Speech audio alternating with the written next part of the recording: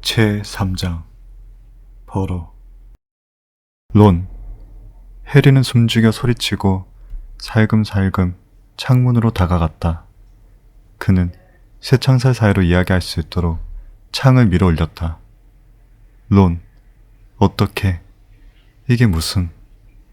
해리는 펼쳐진 광경에 충격을 받아 입을 딱 벌렸다. 론이 공중에 멈춰선 낡은 청록색 자동차 뒷좌석 창문 바깥으로 몸을 내밀고 있었다. 앞좌석에서 해리를 향해 씩 웃고 있는 것은 론의 쌍둥이 형인 프레드와 조지였다. 잘 있었냐, 해리? 무슨 일이 있었던 거야? 론이 말했다. 왜 답장 안 했어? 우리 집에 오라는 얘기를 12번은 했는데. 그러고 있는데 아빠가 집에 와서 네가 먹을들 앞에서 마법을 쓰는 바람에 공식 경고를 받았다는 거야. 내가 그런 게 아니야. 근데 너희 아빠가 그걸 어떻게 아셔? 마법 정부에서 일하시거든. 론이 말했다. 학교 밖에서 마법을 쓰면 안 된다는 건 너도 알잖아. 너한테 그런 말을 들으니 좀 어이없는데? 해리가 공중에 떠있는 자동차를 뚫어지게 바라보며 말했다. 아, 이건 해당 안 돼. 론이 말했다. 우린 빌리기만 한 거거든. 차는 아빠 거야. 우리가 마법을 건 게 아니잖아. 하지만 같이 사는 머그들 앞에서 마법을 쓰면. 말했잖아. 내가 그런 게 아니라니까. 지금 설명하기에는 얘기가 너무 길다. 저기 호그와트에 더즐리 가족이 나를 가둬놓고 학교로 돌아가지 못하게 한다고 설명해 줄 수 있어? 당연한 소리지만 마법을 써서 나갈 수 없다는 얘기도 좀 전해줘. 그랬다간 마법 정부에서 내가 사흘 동안 2번이나 마법을 썼다고 생각할. 헛소리 그만해. 론이 말했다. 우린 너를 우리 집에 데려가려고 온 거야. 하지만 너도 마법으로는 나를 꺼내줄 수. 그럴 필요 없어. 론은 그렇게 말하며 앞좌석 쪽으로 고개를 까딱하더니 씩 웃었다. 내가 누굴 데려왔는지 잊었구나. 쇠창살에 묶어 프레드가 해리에게 밧줄 안쪽 끝을 던지며 말했다. 더즐리 가족이 깨면 난 죽은 목숨이야. 해리가 그렇게 말하며 밧줄을 쇠창살에 단단히 묶자 프레드는 엑셀을 밟았다. 걱정 마. 프레드가 말했다. 이제 물러서. 해리는 헤드위그 옆 어두운 곳으로 뒷걸음질했다. 헤드위그는 상황의 중대함을 알아차린 듯 가만히 침묵을 지키고 있었다. 자동차 엔진이 점점 더 시끄럽게 돌아가더니 갑자기 으드득하는 소리와 함께 쇠창살이 창문에서 깨끗하게 떨어져 나갔다. 프레드는 곧바로 하늘 높이 차를 몰았다. 해리가 창문으로 다시 달려가 보니 쇠창살은 땅에서부터 약 1m 높이에서 대롱거리고 있었다. 론이 얼떡이며 자동차 안으로 쇠창살을 끌어올렸다. 해리는 불안해하면서 귀를 기울였지만 더즐리 부부의 침실에서는 아무 소리도 들리지 않았다. 쇠창살이 뒷좌석 론 옆에 안전하게 끌어올려지자 프레드는 자동차를 후진해서 최대한 창문 가까이 갖다 댔다. 다, 론이 말했다. 근데 내 호그와트 물건들이 다 마법 지팡이랑 빗자루랑 어디 있는데? 계단 및 벽창에 있는데 문이 잠겨 있어. 나는 이 방에서 나갈 수가 없고. 걱정하지 마. 조수석에 있던 조지가 말했다. 비켜, 해리. 프레드와 조지가 조심스럽게 창문을 넘어 해리의 방으로 들어왔다. 조지가 주머니에서 흔한 머리핀을 꺼내 열쇠 구멍에 넣고 돌리기 시작했다. 하여튼 알아줘야지 싶었다. 이런 먹을 재주를 익혀봐야 시간 낭비라고 생각하는 마법사가 많지. 프레드가 말했다. 하지만 우리가 보기에는 이런 기술들도 배울 만한 가치가 있어. 약간 느리긴 하지만. 조그맣게 찰칵 소리가 나더니 문이 활짝 열렸다. 그럼 우리는 네 짐 가방을 가져올게.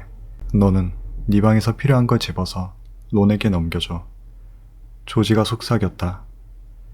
맨 아래 계단 조심해. 삐걱거려. 해리가 속삭거리는 소리를 들으며 쌍둥이는 어두운 층계참으로 사라졌다. 해리는 다급히 방을 돌아다니며 물건을 챙겨 창밖에 론에게 넘겨주었다.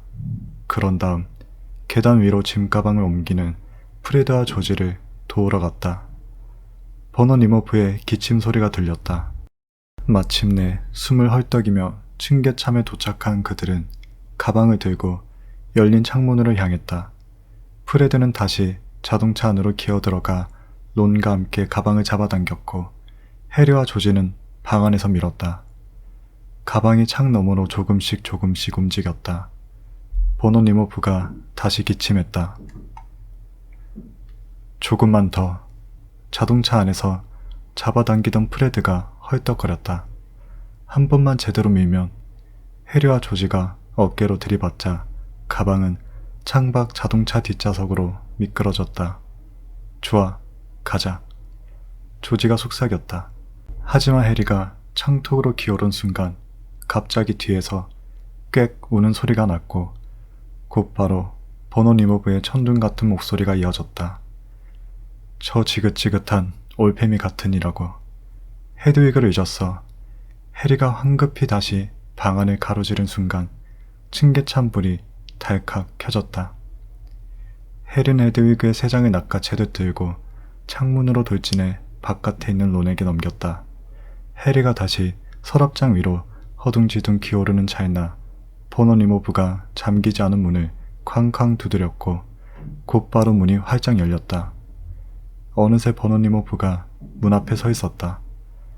버너 니모브가 성난황소처럼 고함을 내지르더니 해리에게 달려들어 그의 발목 움켜잡았다. 론, 프레드, 조지는 해리의 팔을 잡고 있는 힘껏 끌어당겼다. 페투니아, 버너 니모브가 소리 질렀다. 애가 도망치고 있어. 애가 도망친다고.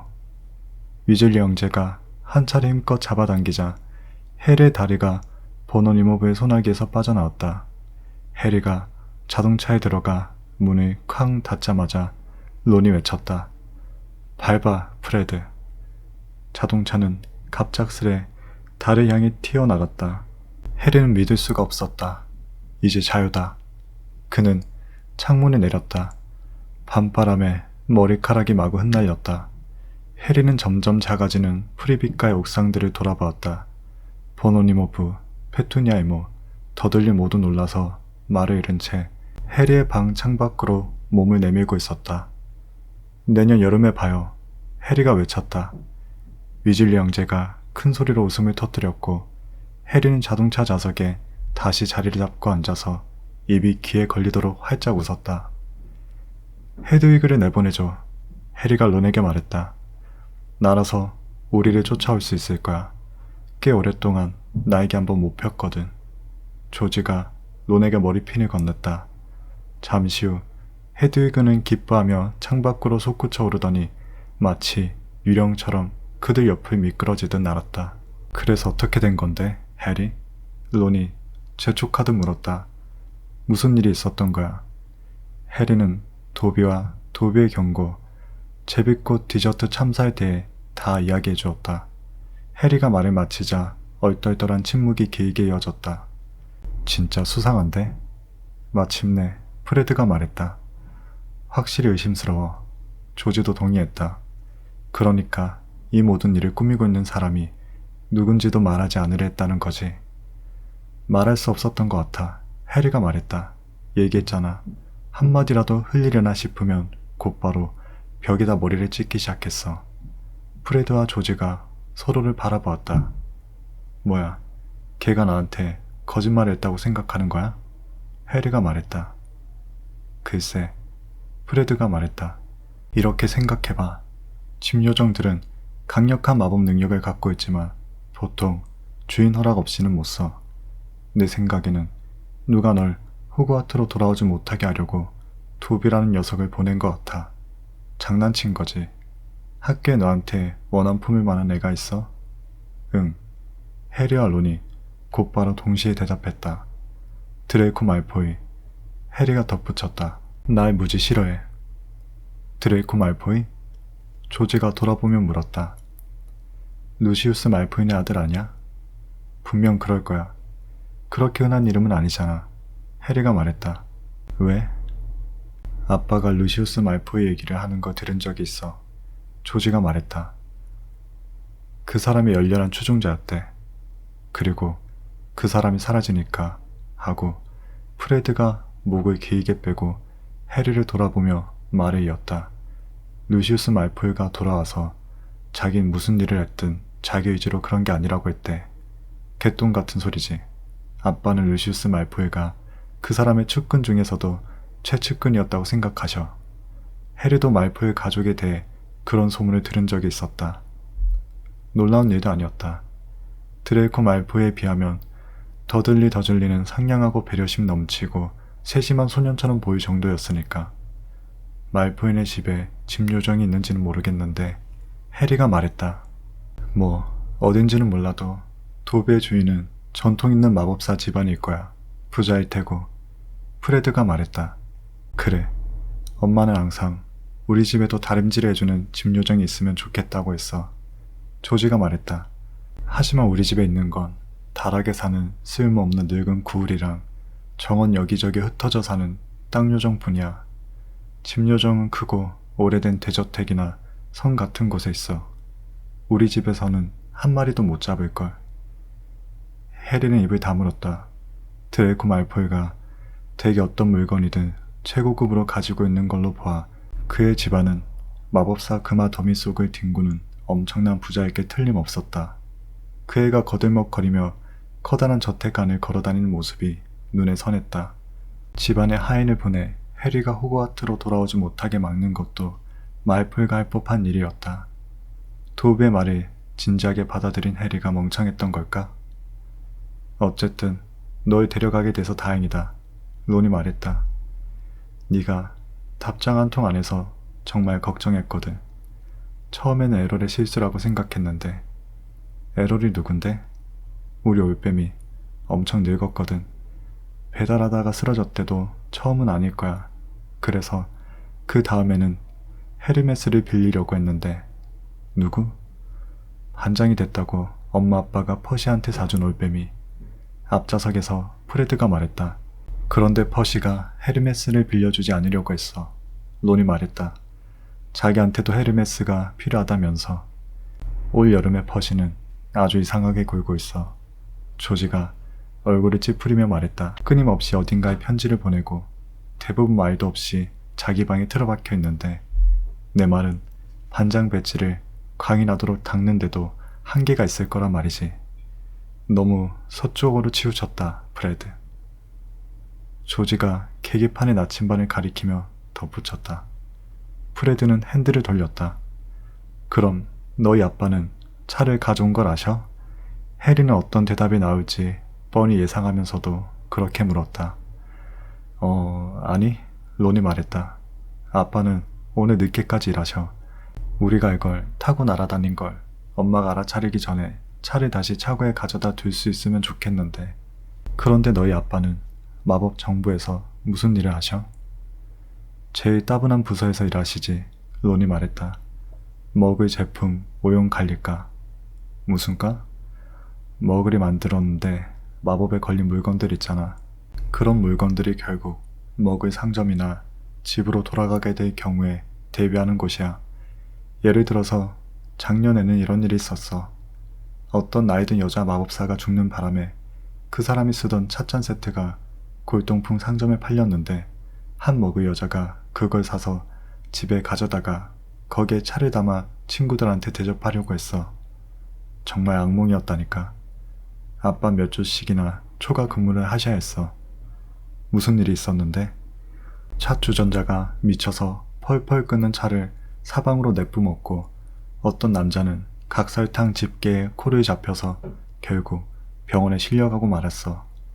아빠는 정신이 나갈 지경이었지. 사무실에는 아빠랑 퍼킨스라는 나이든 마법사 한 명뿐이었는데 단둘이 망각 마법을 걸고 다니면서 사건을 덮으려고 온갖 일을 해야 했어. 그런데 너희 아빠는 이 차를 왜? 프레드가 웃었다. 그래, 아빠가 머글과 관계된 모든 것에 푹 빠져 있어서 우리 집 창고는 먹을 물건으로 가득 차 있어. 아빠는 먹을 물건을 분해해서 주문을 걸고 다시 조립하시지. 우리 집을 불시 단속하면 아빠가 아빠를 바로 체포해야 할걸. 그래서 엄마가 미치려고 해. 저기 주도로다. 조지가 자동차 앞 유리로 아래를 내려다보며 말했다. 10분 뒤면 도착할 거야. 다행이다. 날이 밝고 있어. 동쪽 지평선을 따라 어슴푸레 하니 분홍빛이 보이고 있었다. 프레드가 자동차의 고도를 낮추자 헝겊 조각을 이어붙인 것처럼 펼쳐져 있는 어둠에 잠긴 밭과 숲들이 보였다. 우린 마을에서 조금 떨어진 곳에 살아. 조지가 말했다. 오터리 세인트 캐치폴이라는 곳이지. 자동차는 점점 더 땅에 가까워졌다. 어느새 밝고 빨간색을 띤 태양의 가장자리가 나무들 사이로 희미하게 빛났다. 터치다운. 자동차가 쿵 하고 땅에 살짝 부딪히자 프레드가 말했다. 그들은 작은 마당 안 곧 무너질 것 같은 차고 앞에 착륙했다. 해릴은 처음으로 론네 집을 보았다. 집은 한때 커다란 석조 대지울이었던 것에 여분의 방들을 여기저기 덧붙여 몇 층을 더 높인 것 같았고 어찌나 기울어졌는지 꼭 마법의 힘으로 떠받치고 있는 것처럼 보였다. 다시 생각해보니 아마 그런 것 같았다. 빨간 지붕 위에 굴뚝 너덟 개가 자리 잡고 있었다. 입구 근처에는 보로라고 적힌 표지판이 땅에 삐뚤음하게 꽂혀 있고 문 주변에는 장화와 심하게 녹이 쓴 솥이 아무렇게나 뒤섞여 있었다. 뚱뚱한 갈색 닭 몇 마리가 땅바닥을 쪼아대며 마당을 돌아다녔다. 별거 없어, 론이 말했다. 멋진걸? 해리는 프리빗가를 떠올리며 즐거운 듯 말했다. 그들은 차에서 내렸다. 자, 이제 정말 조용히 2층으로 올라갈 거야. 프레드가 말했다. 그리고 엄마가 아침 먹으라고 부를 때까지 기다리는 거지. 그런 다음 론, 네가 아래층으로 뛰어내려가서 이렇게 말해. 엄마, 간밤에 누가 도착했는지 보세요. 엄마는 해리를 만나서 아주 기뻐할 테고 우리가 차를 타고 날아다닌 건 누구도 영원히 알지 못할 거야. 알았어, 론이 말했다. 자, 해리, 내 침실은... 론의 얼굴이 새파랗게 질렸다. 그의 두 눈이 집 쪽에 붙받쳐 있었다. 나머지 세 사람이 고개를 돌렸다. 위즐리 부인이 닭들을 흩어놓으면서 성큼성큼 마당을 가로질러 오고 있었다. 작고 통통하고 상냥한 얼굴의 여성이 그렇게 호랑이 같은 기세를 보이다니 놀라울 정도였다. 아, 프레드가 말했다. 이런, 조지가 말했다. 위즐리 부인이 그들 앞에 멈춰서 두 손을 허리에 얹고 죄지은 얼굴들을 하나하나 뚫어지게 노려보았다. 그녀가 두르고 있는 꽃무늬 앞치마 주머니에서 마법 지팡이가 삐져나와 있었다. 그래, 위즐리 부인이 말했다. 좋은 아침이에요, 엄마. 조지가 나름 케어하고 애교스러운 목소리로 인사했다. 엄마가 얼마나 걱정했는지 알긴 아니? 위즐리 부인이 무시무시한 기세를 담고 나직한 목소리로 말했다. 죄송해요, 엄마. 그래도 보세요. 우리도 그럴 수밖에. 위즐리 부인의 세 아들은 모두 어머니보다 키가 컸지만 그녀의 분노가 쏟아지자 몸을 한껏 움츠린 탓에 작아졌다. 침대는 비었지. 쪽지도 없지. 차는 사라졌지. 사고가 날 수도 있었어. 걱정돼서 미칠 뻔했다. 너흰 신경이나 썼니? 내 눈에 흙이 들어가기 전엔 절대 그럴 리 없지. 아버지 돌아오실 때까지 기다려라. 빌이나 찰리나 퍼시는 한 번도 이런 적 없었는데. 퍼시 형님이야 완벽하시니까요. 프레드가 웅얼거렸다. 네가 퍼시 발 뒤꿈치라도 따라갔으면 좋겠구나. 위즐리 부인이 손가락으로 프레드의 가슴을 쿡 찌르며 소리쳤다. 죽을 수도 있었어. 목격될 수도 있었고 너희 때문에 아버지가 직장을 잃으실 수도 있었다. 그렇게 몇 시간이고 이어질 것 같았다. 목이 쉬도록 소리를 지르던 위즐리 부인이 물러서 있던 해리에게 고개를 돌렸다. 만나서 정말 반갑구나, 해리. 위즐리 부인이 말했다. 들어와서 아침 좀 먹으렴.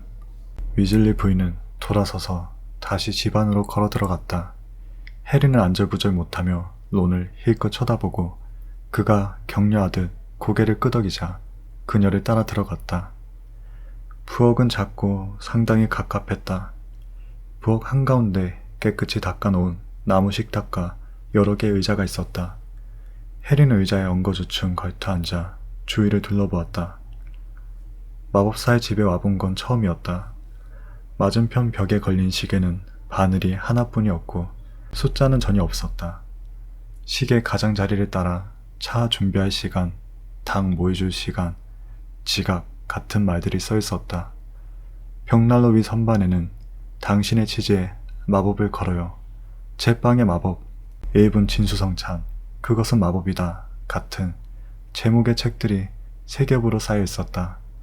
또 해리가 잘못 들은 게 아니라면 싱크대 옆에 있는 낡은 라디오는 방금 인기 절정의 마법사 가수 셀레스티나 워백이 출연하는 마녀의 시간이 곧 방송된다고 알렸다. 위즐리 부인은 달그락거리고 돌아다니는가 싶더니 되는 대로 아침 식사를 준비하면서 아들들에게 넌더리 난다는 눈길을 던지는 동시에 프라이팬에 소세지를 여러 개를 던져 놓았다. 가끔씩 무슨 생각을 한 건지 모르겠다 거나 도저히 믿을 수가 없네 같은 말을 중얼거리기도 했다. 널 탓하는 게 아니란다, 애야. 그녀가 해리를 안심시키며 그의 접시에 소세지 8, 9개를 놓아주었다. 아서랑 나도 널 걱정했거든. 어젯밤만 해도 네가 금요일까지 답장을 보내지 않으면 우리가 직접 너를 데리러 가야겠다고 얘기했단다. 하지만 정말이지 불법 자동차를 타고 나라 절반을 가로지르다니 누구라도 너희를 볼 수 있었어. 그녀가 싱크대 속 더러운 식기를 향해 대수롭지 않게 마법 지팡이를 튕기자 접시들이 저절로 설거지를 시작하면서 부드럽게 땡그랑거리는 소리가 주위에 퍼져나갔다.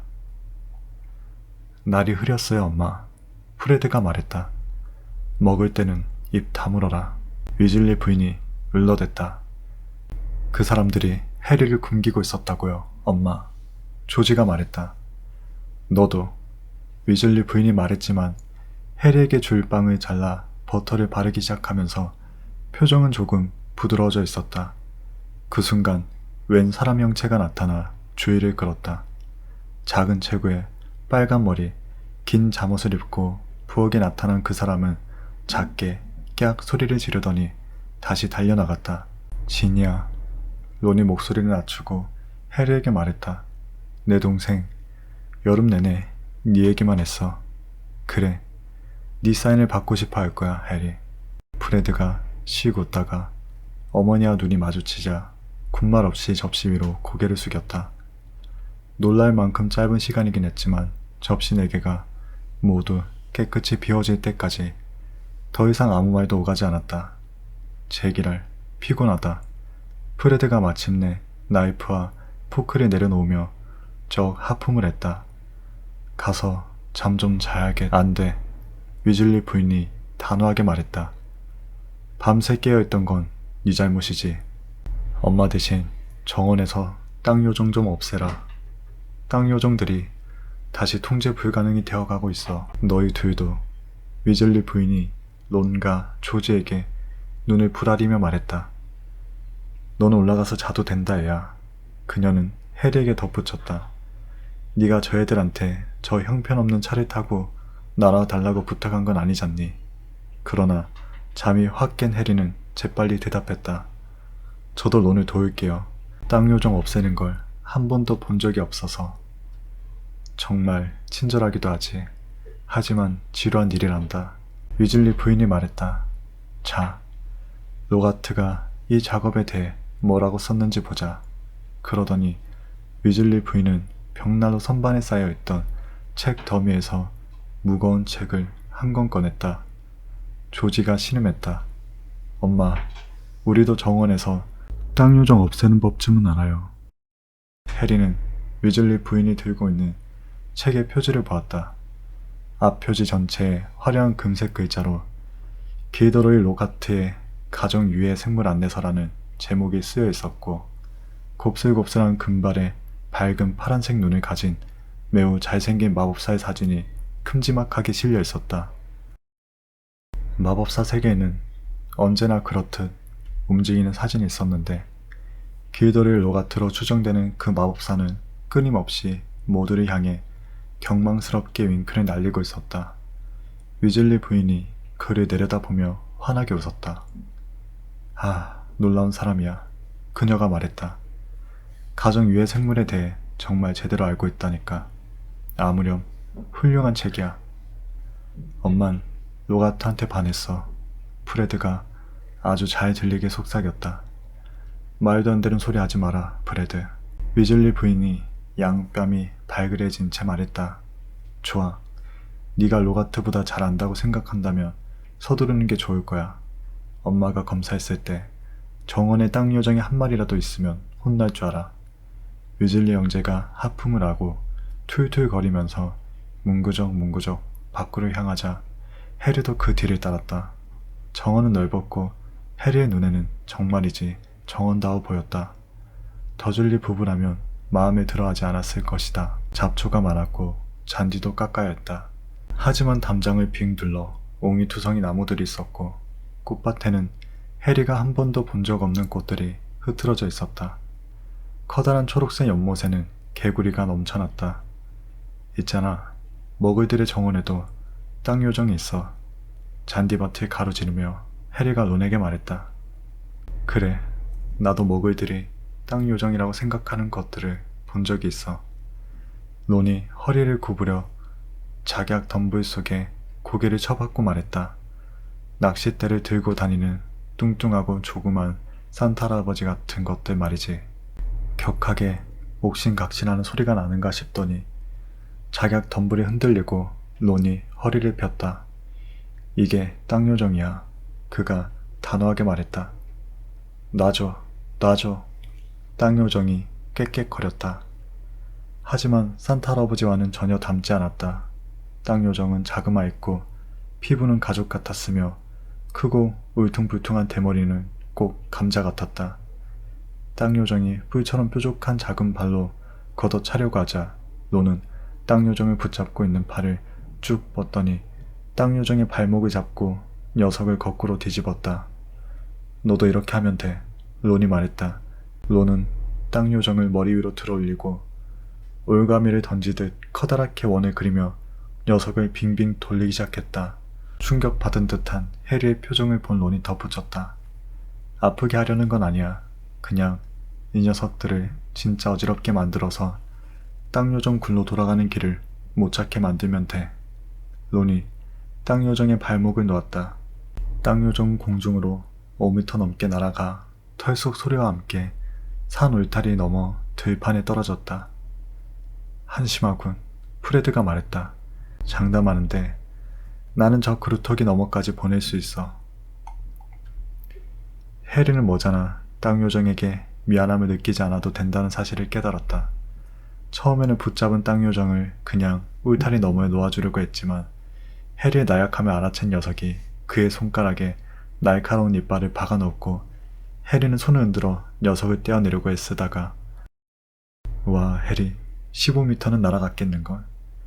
하늘은 곧 날아다니는 땅 요정으로 빽빽해졌다. 이것 봐, 얘들은 별로 똑똑하지 않아. 조지가 땅 요정 대여섯 마리를 한 번에 낚아채며 말했다. 땅 요정 제거 작업이 벌어지고 있다는 걸 알면 구경 한번 하겠다고 우글우글 올라오거든. 이쯤 되면 그냥 가만히 있어야 한다는 걸 깨달을 법도 한데. 머지않아 들판에 떨어진 땅 요정 무리가 작은 어깨를 축 늘어뜨리고 이리저리 줄지어서 멀어져 가기 시작했다. 돌아올 거야, 론이 말했다. 그들은 땅 요정들이 들판 저편 산 울타리 속으로 사라져가는 광경을 지켜보았다. 여기를 아주 좋아하거든. 아빠가 쟤들을 너무 물렁하게 대하셨어. 웃기다면서. 바로 그때 현관문이 쾅 닫히는 소리가 들렸다. 돌아오셨어. 조지가 말했다. 아빠가 집에 오셨다고. 그들은 서둘러 정원을 가로질러 집 안으로 들어갔다.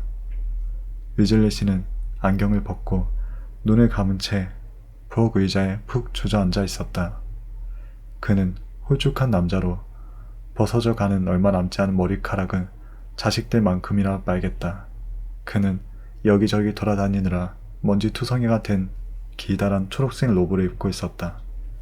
힘든 밤이었어. 위즐리 씨가 중얼거렸다. 그가 더듬더듬 차 주전자로 손을 뻗는 사이 모두 위즐리 씨 주위에 둘러앉았다. 불시 단속을 9번이나 했다니까. 9번. 그놈의 먼던거스 플래처는 내가 등을 돌리니까 공격 마법을 걸기나 하고. 위즐리 씨는 차를 길게 한 모금 마시고 한숨을 쉬었다. 뭐 좀 찾았어요, 아빠? 프레드가 잔뜩 기대하는 기색으로 물었다. 크기가 줄어드는 열쇠 몇 개라 깨무는 주전자 하나밖에 못 찾았어. 위즐리 씨가 하품했다. 꽤 골치 아픈 물건도 몇 개 있었지만 우리 부서 소관이 아니었단다. 모틀레이크가 정말 희한한 족제비 몇 마리 때문에 신문을 받으러 끌려갔지만 그건 실험마법위원회 일이고 다행스럽게도. 왜 열쇠를 줄어들게 만드는 거예요? 조지가 물었다. 그냥 먹을들을 놀리는 거야. 위즐리 씨가 한숨을 쉬었다. 점점 줄어들다가 사라지는 열쇠를 먹을한테 팔아서 필요할 때 절대로 못 찾게 하는 거지. 물론 어떤 먹을도 열쇠가 점점 줄어든다는 걸 인정하려 하지 않기 때문에 범인을 잡기는 어려워. 먹을들은 자기들이 계속 열쇠를 잃어버리는 거라고 주장할 테니까. 가엾게도 마법인 게 뻔히 보이는데도 기어코 무시하려 든다니까. 그런데 너희는 못 믿겠지만 우리 마법사들이 재미삼아 마법을 건 물건들은 말이다. 예를 들면 자동차 같은 거. 어느새 나타난 위즐리 부인은 기다란 부직갱이를 장검처럼 들고 있었다. 위즐리 씨의 눈이 휘둥그레졌다. 그는 죄지은 사람처럼 아내를 바라보았다. 자동차라고? 몰리? 그래야서 자동차. 위즐리 부인이 눈을 번뜩이며 말했다.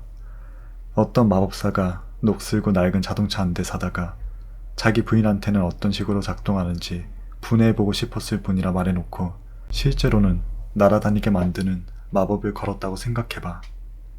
위즐리 씨가 눈을 깜빡거렸다.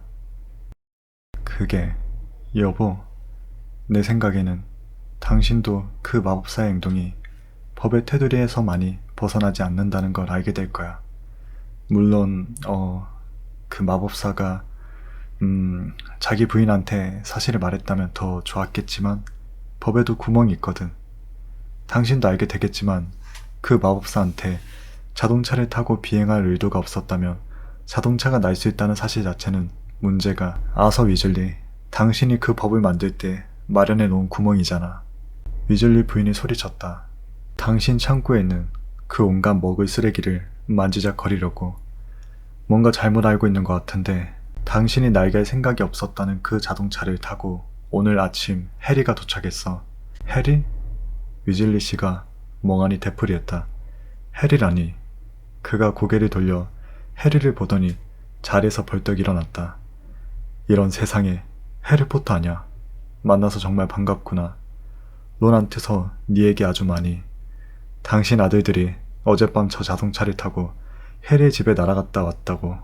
위즐리 부인이 고함을 질렀다. 거기에 대해서는 무슨 할 말이 있으실까? 응? 정말이니?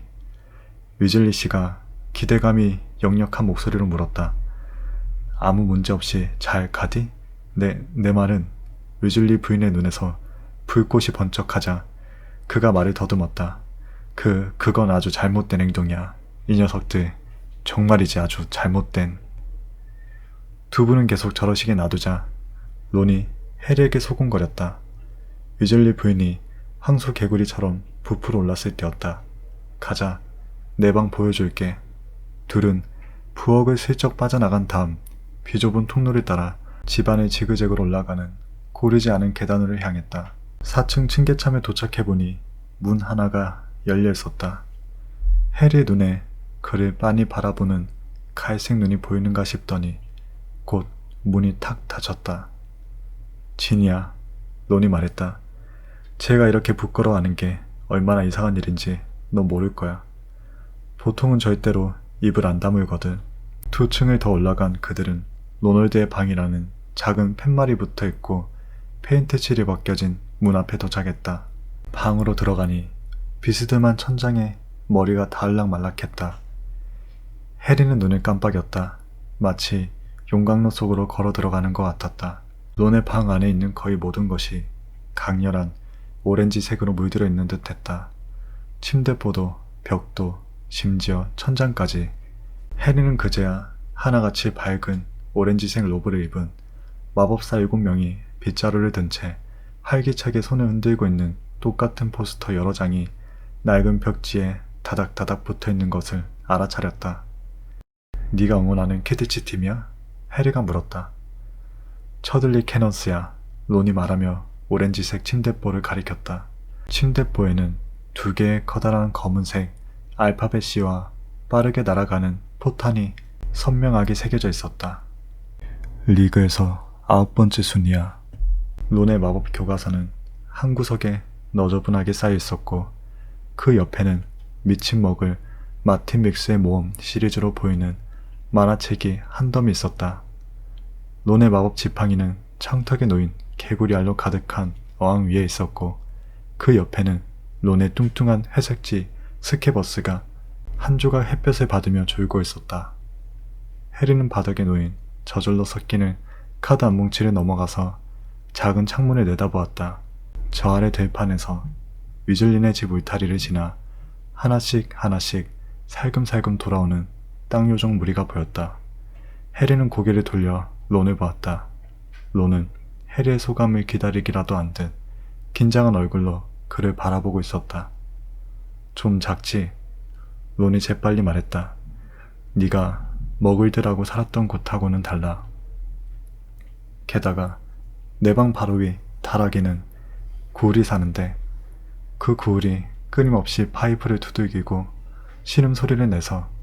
그러나 에리는 활짝 미소 지으며 말했다. 내가 가본 집 중에서 최고야. 론의 귀가 빨갛게 물들었다.